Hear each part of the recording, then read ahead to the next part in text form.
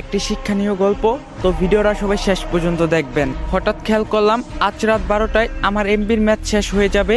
এখন এই কয়েক ঘন্টার মধ্যে আমাকে 50 জিবি এমবি শেষ করতে হবে। পুরাই দিশেহারা হয়ে গেলাম আমি। কি করব, কেমন করে খরচ করব এত অল্প সময়ে এতগুলো এমবি? কিছু কি ডাউনলোড করব, নাকি ভিডিও দেখব, নাকি নিউজ ফিডটা ঘুরে শেষ করব সব? আবার ভাবছি কিছু এমবি পোস্ট করে না হয় শেষ করি, না হয় কোনো ভিডিও ডাউনলোড করি।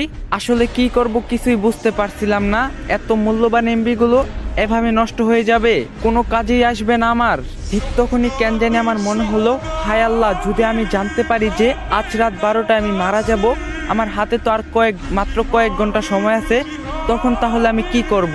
নামাজ পড়ব, নাকি কোরআন তিলাওয়াত করব, নাকি নিজের গুনাহের জন্য মাফ চেয়ে নিব, নাকি মনের ইচ্ছাগুলো পূরণ করব?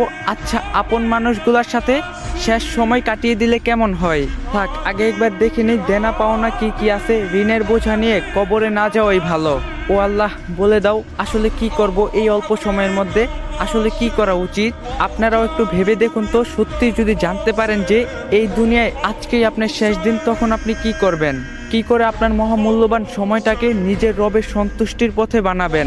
আসুন, সময় থাকতে আমরা নিজেদেরকে বদলাই। আল্লাহ আমাদের সবাইকে হেদায়েত দান করুক, আমিন। তো গাইস, যদি ভিডিওটা ভালো লাগে বেশি বেশি করে কপি লিঙ্ক করে দিবেন, কারণ আইডিটা ফিউজ আছে, আইডি আনফ্রিজ করে দেন। আর আপনারা যদি এখন থেকে ইসলামিক ভিডিও দিতে বলেন, অবশ্যই কমেন্টে বলবেন, কারণ আপনাদের কমেন্টের উপরে ভিডিও বানান। আপনারা যদি বলেন ইসলামিক ভিডিও দিতে, তাহলে ইসলামিক ভিডিওই দিন।